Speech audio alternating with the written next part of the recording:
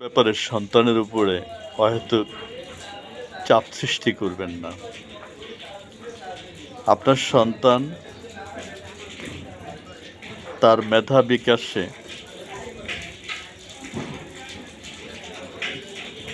যতটুকু সাপোর্ট আপনার দিক থেকে পাবে সেটা হতে হবে আন্তরিক এবং ভালোবাসার মধ্য দিয়ে। নেগেটিভ ওয়েতে বা তার উপরে চাপ সৃষ্টি করে আপনি তাকে যদি মেধাবী এবং ক্লাসের সেরা হিসেবে তৈরি করতে চান সেটা ভুল হবে। মনে রাখবেন, একজন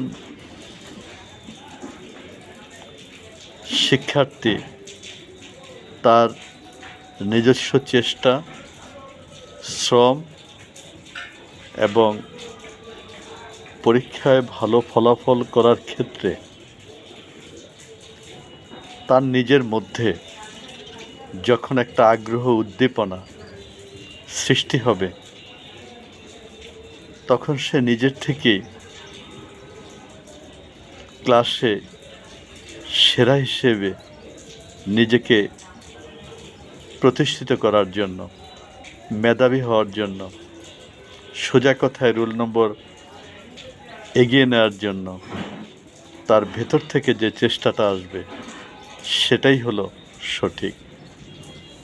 অহেতুক বাবা মা হিসেবে, অভিভাবক হিসেবে সন্তানদেরকে বিরক্ত করবেন না।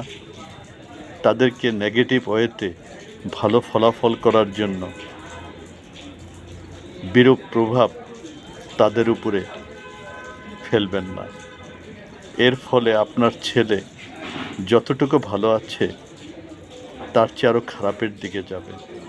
আপনার সহানুভূতি, আপনার ভালোবাসা, আপনার ভালোভাবে তাকে বোঝানো এবং